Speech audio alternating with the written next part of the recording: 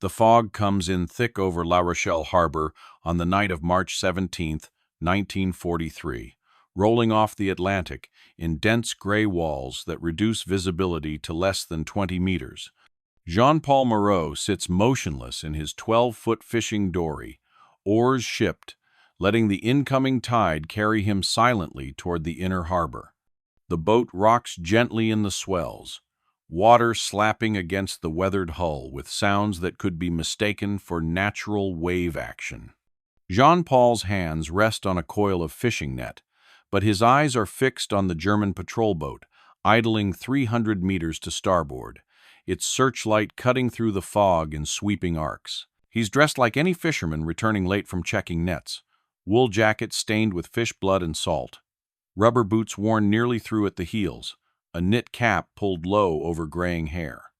Nothing about him suggests he's guiding 3 British commandos through the most heavily defended harbor in occupied France.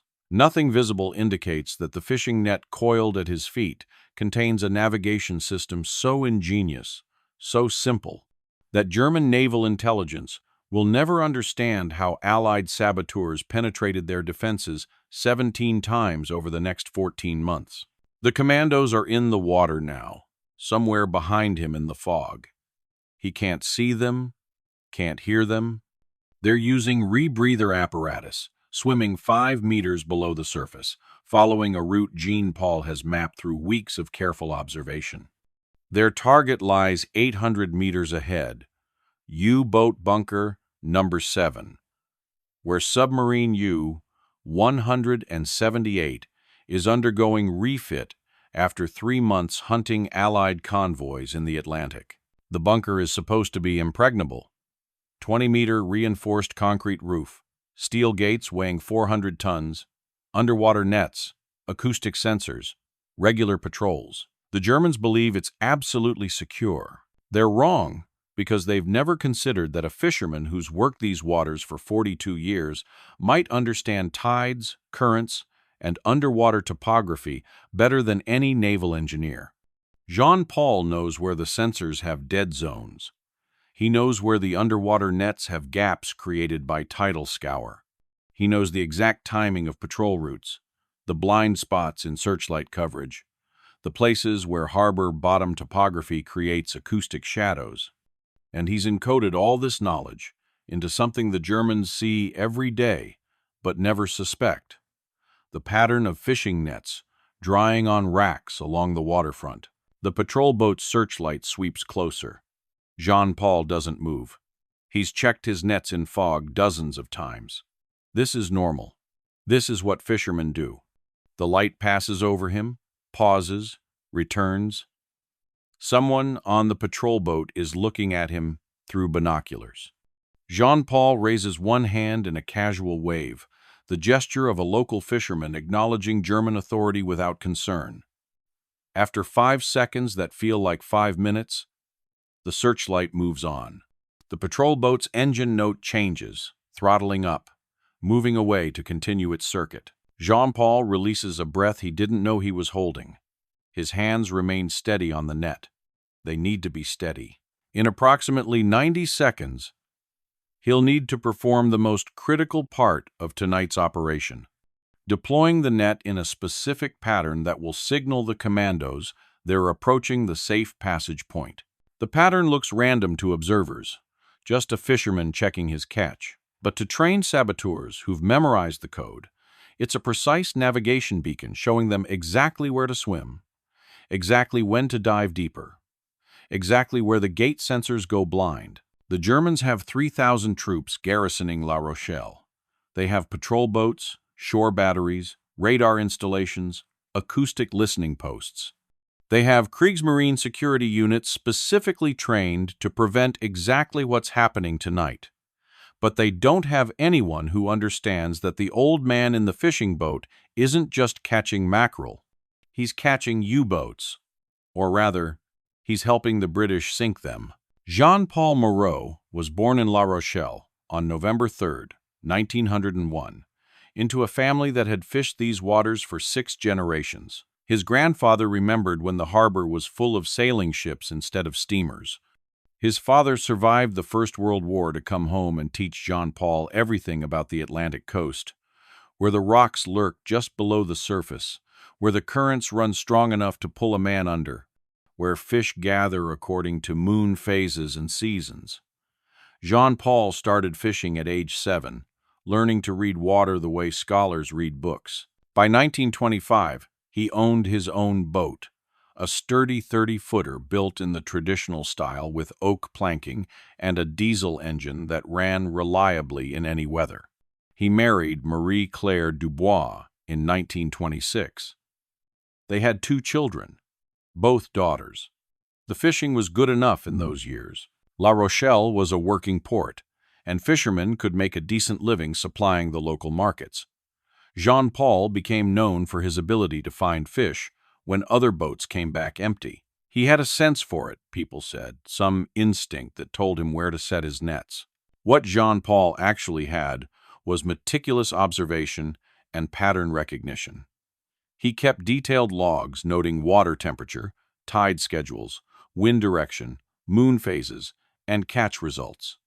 Over decades, he built a mental database of correlations that other fishermen attributed to luck or intuition. Jean Paul understood it was data. The ocean wasn't mysterious to him. It was predictable if you paid attention. When the Germans arrived in June 1940, they requisitioned most fishing boats for their own use. Jean Paul's boat was too small to interest them. They let him keep it with restrictions. No fishing after dark, no approaching within 500 meters of naval installations, mandatory searches upon returning to harbor. Jean Paul complied with everything. He was 58 years old when the occupation began, gray-haired and weathered, looking older than his years. The Germans saw an aging fisherman who posed no threat. They didn't know that Jean Paul's younger daughter, Sophie, had been killed in 1940 during the bombing of Nantes, where she worked as a schoolteacher. They didn't know that rage had been building in him since he identified her body in the rubble. They didn't know he was waiting for an opportunity to make the Germans pay. The opportunity came in September 1942. A British agent making contact with resistance cells in La Rochelle needed information about German naval operations. Someone suggested talking to the fishermen.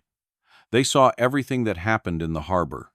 Most fishermen were too frightened to help. Collaboration wasn't common, but neither was resistance. Most people just tried to survive. Jean Paul was different. When the agent approached him carefully, indirectly, testing his willingness, Jean Paul's response was immediate. "Tell me what you need to know." What the British needed was detailed intelligence about U-boat operations. La Rochelle had become a critical submarine base. The Germans were constructing massive concrete bunkers to protect U-boats from Allied bombing. If the British could infiltrate saboteurs into the bunkers, they could mine the U-boats before they departed for patrol. One sabotage submarine meant 40 or 50 Allied sailors who wouldn't die in the Atlantic, but getting saboteurs into the harbor was considered impossible. German security was too tight. Jean Paul studied the problem for 6 weeks. He observed patrol patterns, timed searchlight sweeps, watched how the Germans checked fishing boats returning to harbor. He noticed something interesting. The Germans were extremely thorough about searching boats and inspecting cargo, but they paid almost no attention to the fishing nets themselves. Nets were just fishing equipment, too mundane to warrant suspicion. Jean Paul realized nets could be more than fishing equipment. They could be navigation markers. Fishermen dried their nets on wooden racks along the waterfront after each use. The patterns seemed random, different configurations depending on how nets were damaged, what repairs were needed, how much space was available on the racks. But what if those patterns weren't random? What if they encoded information that could be read by someone who knew the code? He developed a system. The position of each net on the rack, the way it was folded, which sections were bunched versus spread out. These elements created a visual code. To Germans walking past, they were just fishing nets. To a trained observer with binoculars from outside the harbor, They were a detailed map showing safe approach routes, patrol schedules, sensor locations, gate opening times. The first test came in December 1942. Jean-Paul arranged his nets in a pattern indicating that the eastern approach had a 12-minute gap in patrol coverage between 0100 and 0115 hours. British commandos swam in during that window, planted limpet mines on a German merchant vessel, and swam out undetected. The ship exploded 6 hours later while loading supplies. The Germans never determined how saboteurs penetrated the harbor. By March 1943, Jean-Paul had refined the system further. The net signals could convey increasingly complex information, which underwater sensors were active, where currents would help or hinder swimmers, which patrol boats had functioning radar versus broken equipment, even water temperature and visibility conditions. The British designated him Agent Fisherman in their intelligence reports. They considered his intelligence network one of the most valuable in occupied France.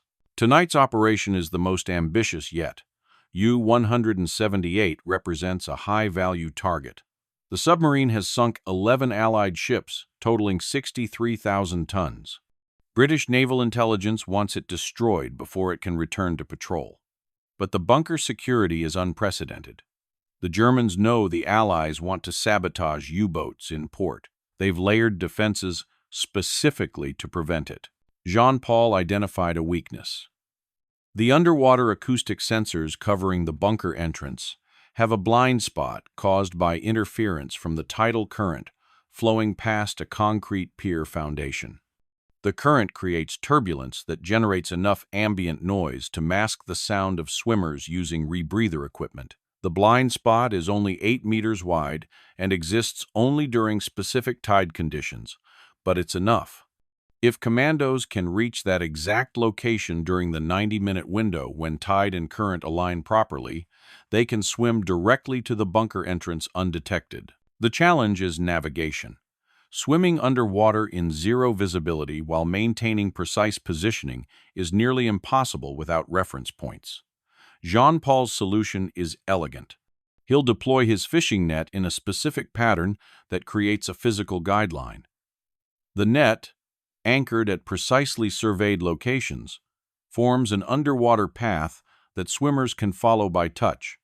To observers, he's just checking his nets. To the commandos, he's laying down a navigation cable leading straight to the target. Jean-Paul checks his pocket watch. 23 minutes past midnight. The tide is flooding, current running at approximately 2 knots. Perfect conditions. He shipped his oars and begins rowing slowly toward his normal fishing grounds, the area where he's been setting nets for 40 years. The Germans allow him to fish there because it's far enough from sensitive installations. What they don't realize is that his normal fishing grounds overlap with the acoustic sensor blind spot. He reaches the first marker, a buoy he placed 3 weeks ago that marks the beginning of the safe approach route. To anyone watching, it's just one of many buoys scattered across the harbor marking fishing areas. Jean-Paul begins deploying his net, paying it out carefully over the stern. The net is special, modified over months of careful work. Woven into the standard netting are small lead weights positioned at precise intervals. Underwater, these weights create a path that can be followed by touch. A swimmer feeling along the net encounters a weight every 3 meters, confirming they're on course. The net plays out slowly. Jean-Paul rows in a specific pattern, creating a curved path that navigates around the sensor array, through the current blind spot, toward the bunker entrance. He's memorized the route so thoroughly he could deploy it blindfolded. Every turn, every angle is calculated to guide swimmers through the safest passage. The work takes 18 minutes. When he finishes, 700 meters of net stretch underwater in a configuration that looks haphazard to surface observers but forms a precise navigation path below. Jean-Paul ties off the final section and sits back, breathing heavily. He's 61 years old, and this physical work is becoming harder. His hands ache from arthritis made worse by decades of cold salt water. But the net is deployed perfectly. The commandos can follow it all the way to the bunker. He waits, boat rocking gently, watching fog swirl around him. Somewhere behind him in the darkness, 3 men are swimming.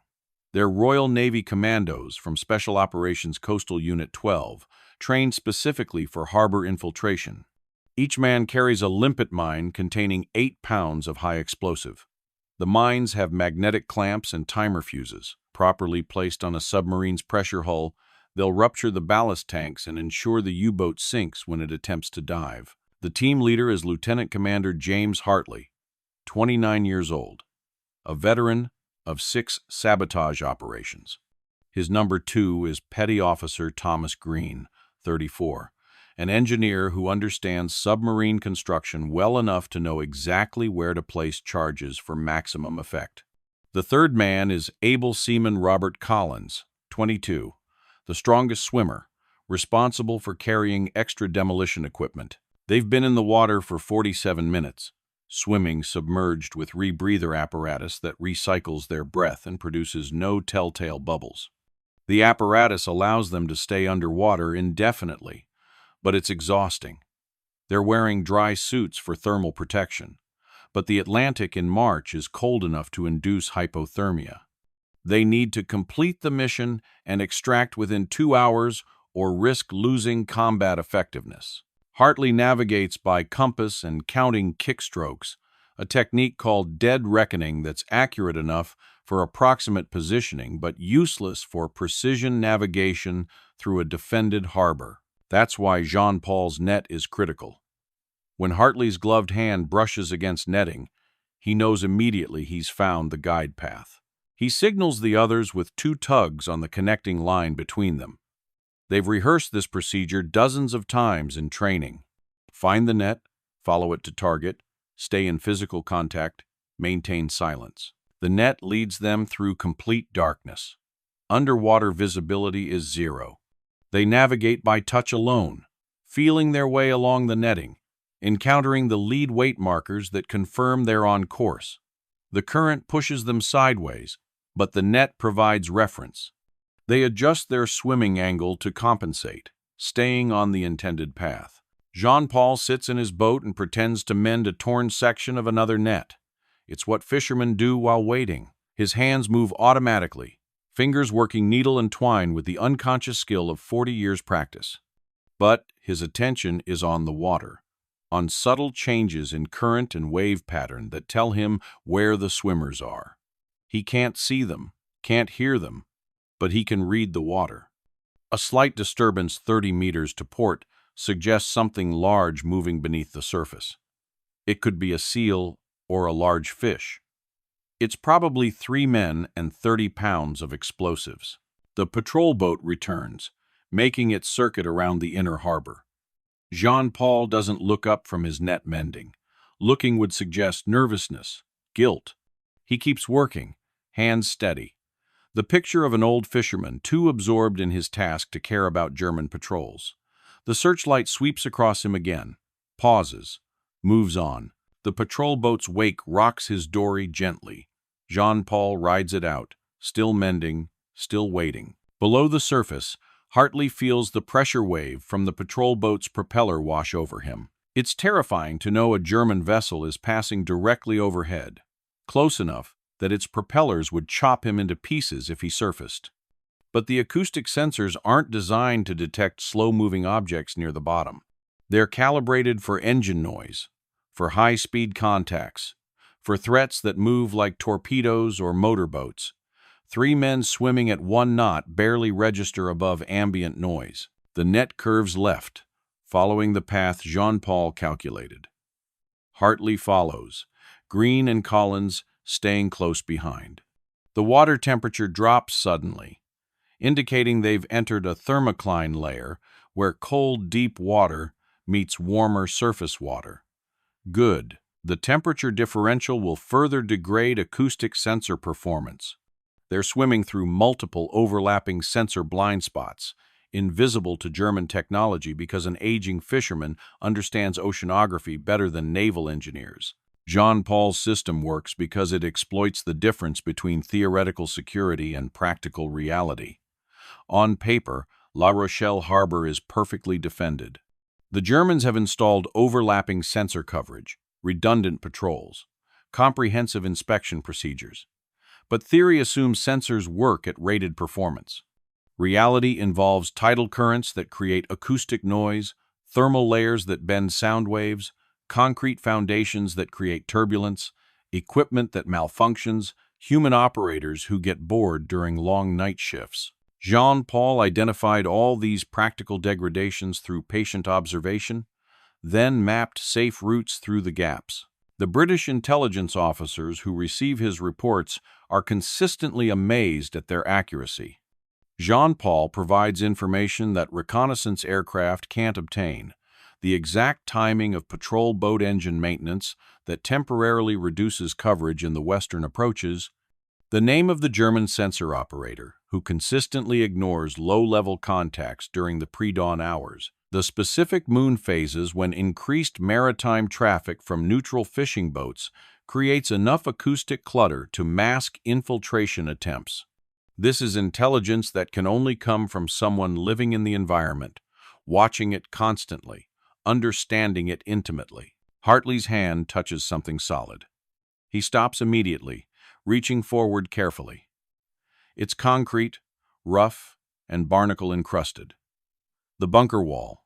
They've navigated 700 meters through pitch darkness and arrived exactly on target. He signals the others, then begins feeling his way along the wall, moving right, searching for the bunker entrance. The gate is steel, but it doesn't seal perfectly. There's a gap at the bottom, roughly 40 centimeters high, where water flows through to equalize pressure. It's too small for the Germans to consider a security risk. They're wrong. Hartley is a small man, specifically selected for operations like this. He can fit through openings larger men can't manage. He removes his rebreather apparatus, pushes it through the gap, then exhales completely to reduce his chest diameter. The dry suit provides some buoyancy, but he's weighted to be slightly negative. He pulls himself flat against the bottom and wriggles through, concrete scraping his back even through the thick rubber suit. For several seconds he's stuck, unable to move forward or back, fighting panic. Then something gives. The suit slides against concrete, and he's through. He retrieves his rebreather and takes several deep breaths, forcing his heart rate to slow. He's inside the bunker.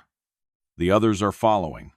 He hears them scraping through the gap, muffled sounds of exertion transmitted through water. Green comes through, then Collins. They're all inside now, floating in the bunker's tidal pool, underneath the dock where U-178 sits dark and massive above them. Jean-Paul checks his watch again. The commandos have been in the water for 73 minutes. If they found the net and followed it successfully, they should be approaching the bunker now. If something went wrong, if they got lost or encountered unexpected patrols, they're probably dead or captured. There's no way to know. Jean-Paul can only wait and hope his calculations were correct. He finishes mending the net section and carefully stows his tools. He needs to start heading back toward the civilian boat dock soon. Staying out too long would attract attention. German harbor regulations require fishing boats to return within specific time windows. Violating curfew means inspection, interrogation, possible arrest. Jean-Paul has maintained perfect compliance with every regulation for nearly 3 years. It's what keeps him above suspicion, what allows him to operate. The fog is thinning slightly. Jean-Paul can see perhaps 50 meters now instead of 20. Not ideal.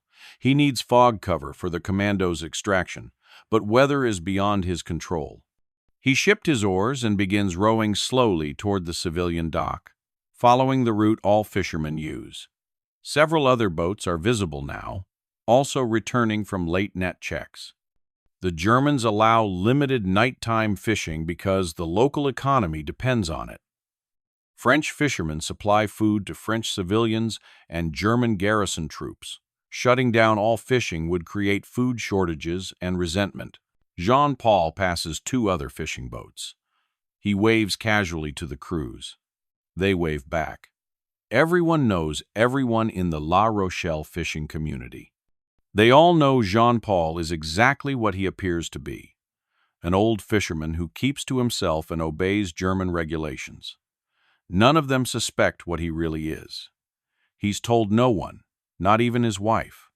Resistance networks are compromised by loose talk. Jean-Paul has survived 3 years by telling no one anything.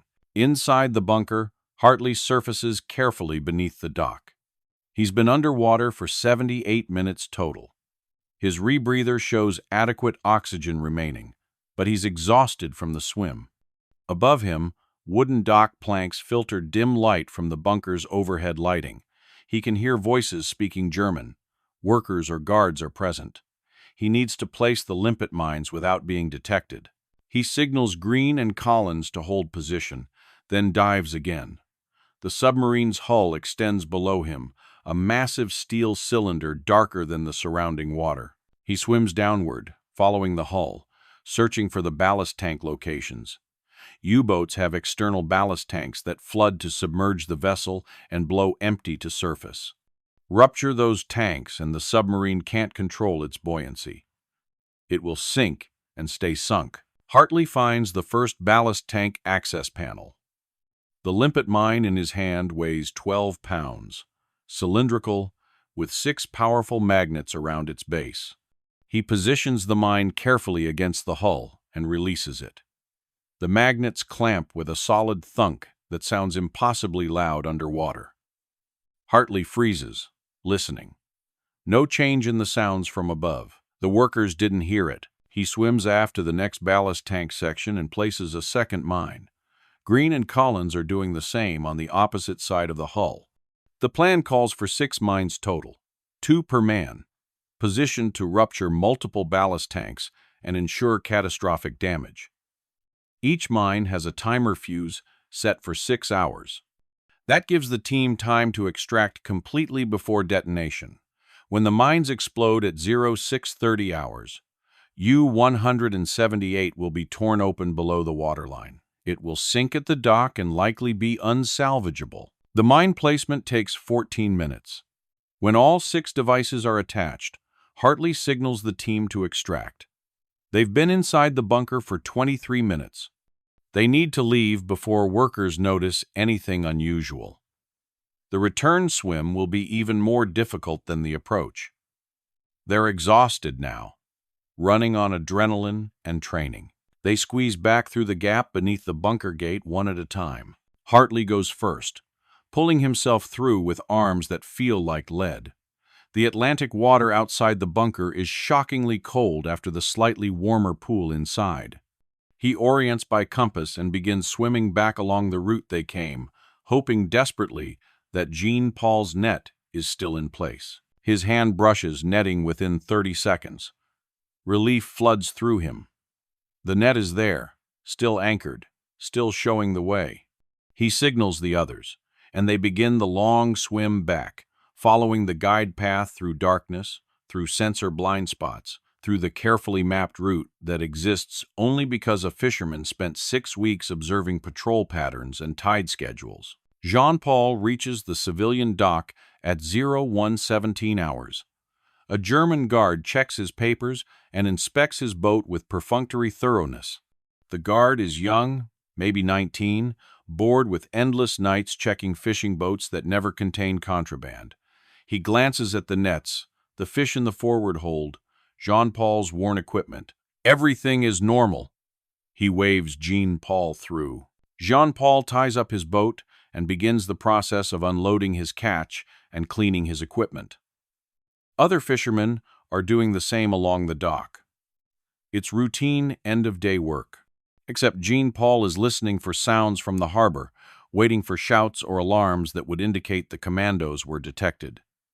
He hears nothing unusual, just waves against pilings, distant engine noise from patrol boats, the sounds of a harbor at night. The 3 commandos swim for 98 minutes total before reaching the extraction point, where a British motor torpedo boat is waiting 3 kilometers offshore. They surface exhausted, hypothermic, barely able to pull themselves aboard. The MTB crew wraps them in blankets and administers hot tea laced with rum. Hartley manages to report mission success before collapsing into unconsciousness. They've placed all 6 mines. If the timers function correctly, U-178 will be destroyed in less than 5 hours. Jean-Paul walks home through empty streets. Curfew is in effect. His papers allow him to move between dock and home during specific hours related to his fishing schedule. 2 German patrols stop him. Both times he shows his papers and explains he's returning from checking nets. Both times the soldiers wave him through without interest. An old fisherman poses no threat. His wife Marie-Claire is asleep when he arrives home. He doesn't wake her. He removes his salt-stiffened clothing and washes in cold water. His hands are cramping from the night's work, joints swollen and painful.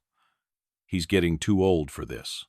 But he'll continue as long as the British need him, as long as German U-boats operate from La Rochelle, as long as he remembers Sophie's face in the morgue. At 06:32 hours on March 18, 1943, 6 limpet mines detonate simultaneously against U-178's pressure hull. The explosions rupture 4 ballast tanks and tear a 3-meter hole through the submarine's outer casing. Water floods in catastrophically.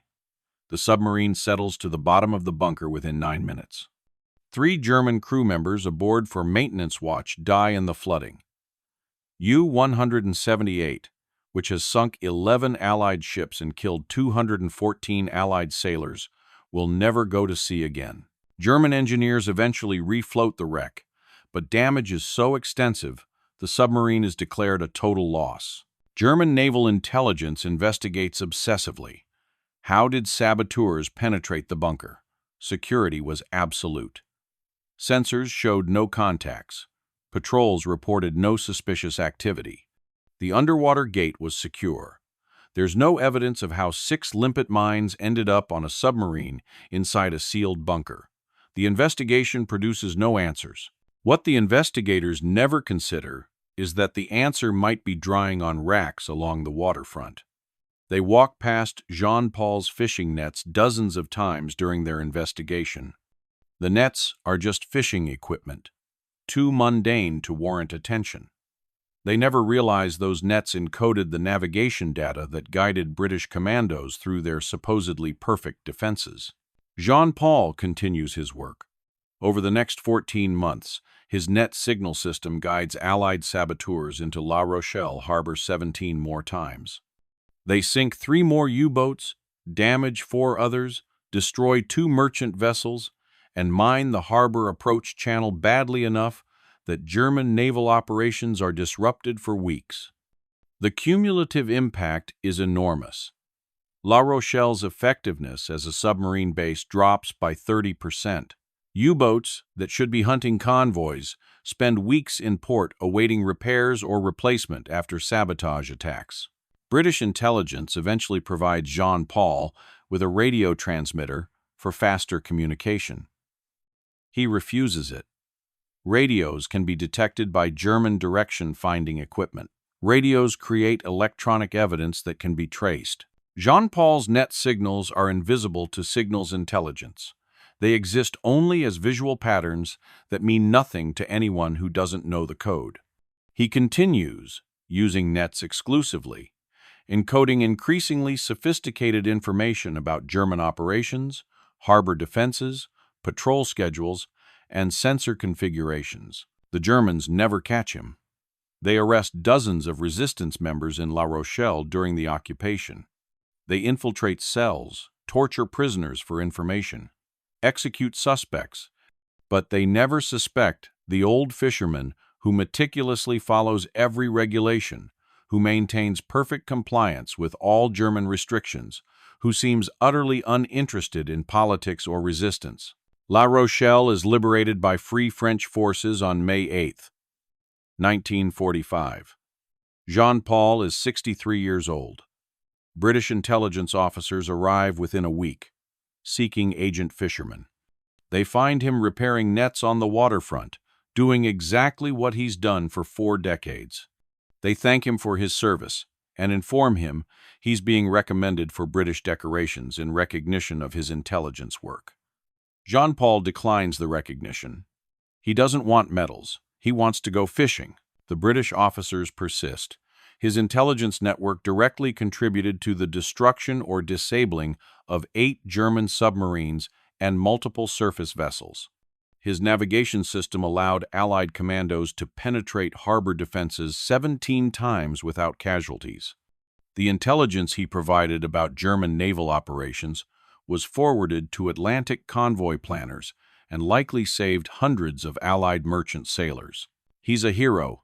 Jean-Paul shakes his head. He's a fisherman who lost his daughter. Everything he did was for Sophie. The British can honor him if they want, but he won't attend ceremonies or accept public recognition. He's going back to fishing. The war is over. The Germans are gone. That's enough. He fishes for another 9 years, finally retiring in 1954 at age 73, when arthritis makes it impossible to haul nets. He dies peacefully in 1959, surrounded by family. His obituary in the local newspaper mentions he was a fisherman for 50 years, survived the occupation, and was a beloved member of the La Rochelle maritime community. It doesn't mention Agent Fisherman. It doesn't describe his intelligence network or the net signal system.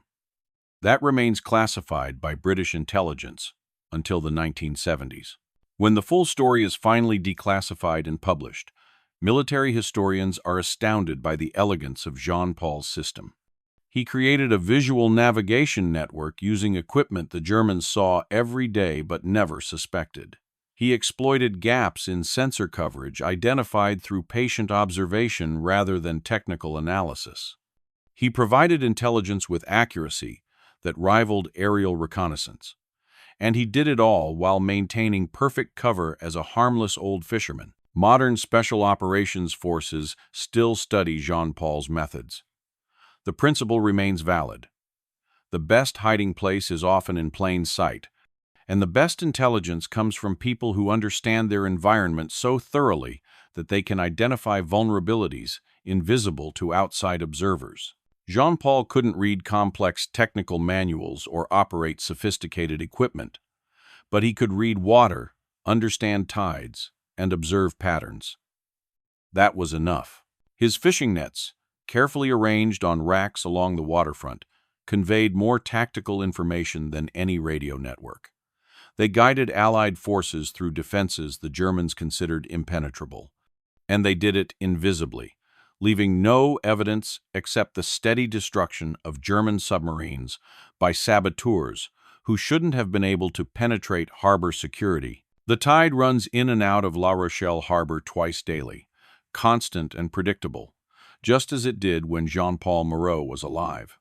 The concrete U-boat bunkers still stand, massive and impressive, monuments to German engineering. They were supposed to be invincible, but they couldn't stop an old fisherman who understood that sometimes the most powerful weapon isn't technology or firepower. Sometimes it's just knowledge, patience, and fishing nets arranged in patterns that look random but reveal pathways through the darkness for those who know how to read them.